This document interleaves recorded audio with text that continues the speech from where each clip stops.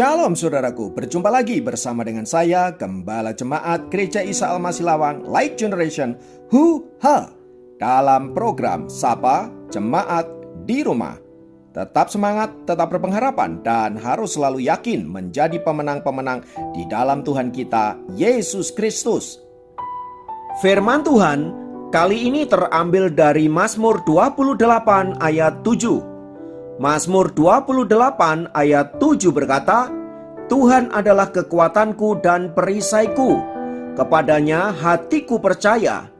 Aku tertolong sebab itu beria-ria hatiku, dan dengan nyanyianku aku bersyukur kepadanya. Saudaraku, bagi Raja Daud, Tuhan adalah penolong satu-satunya dalam hidupnya.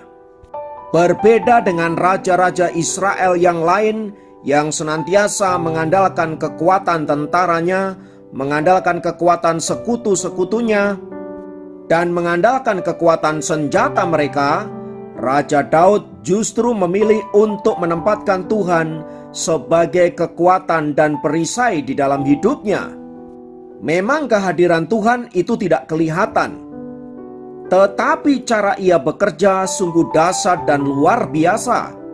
Ia sanggup mengerjakan sesuatu yang jauh lebih besar dari kekuatan manusia, bahkan kekuatan tentara yang beribu-ribu, bahkan berlaksa-laksa sekalipun. Itulah sebabnya Daud tidak pernah menggeser Tuhan di dalam hidupnya dan menggantikan dengan kekuatan manusia. Sebab kekuatan manusia, sehebat apapun ia, pasti ada batasnya.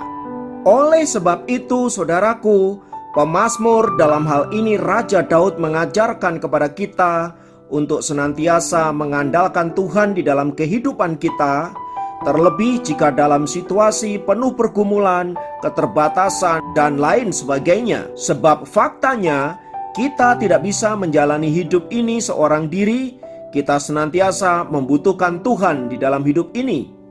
Seperti pengalaman seorang penyair hebat dan penulis lagu yang begitu luar biasa, yang sampai hari ini karya-karyanya telah memberkati jutaan umat manusia.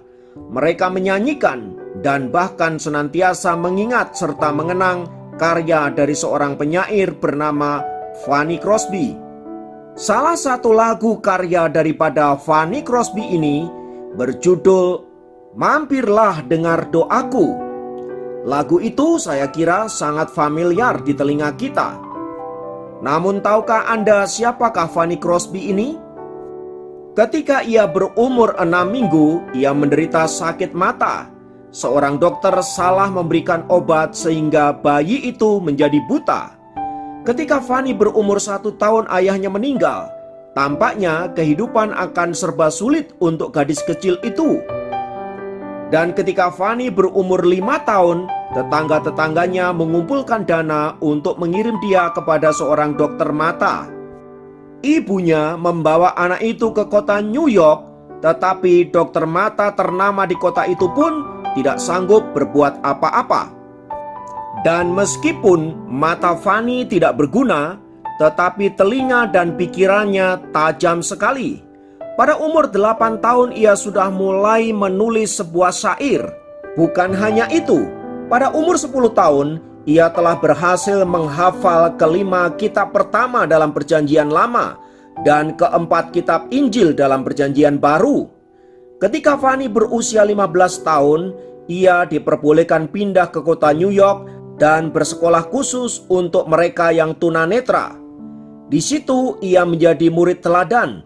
10 tahun kemudian ia diminta menjadi guru di sekolah itu.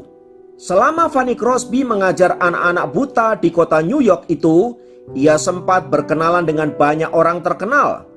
Ia menjadi wanita pertama yang diizinkan berpidato di depan Kongres Amerika Serikat. Ia bahkan menjadi teman dekat dari beberapa presiden Amerika Serikat. Semua itu menunjukkan betapa Fanny Crosby menjadi seorang pengarang lagu ternama di dunia. Ia telah mengubah ribuan lagu-lagu populer yang kemudian diterbitkan dan dinyanyikan di seluruh Amerika, bahkan di seluruh dunia. Dan salah satu lagu yang sangat populer dan kita kenal adalah mampirlah dengar doaku. Lagu itu ingin menceritakan betapa tanpa Tuhan kita tidak akan sanggup melakukan apapun.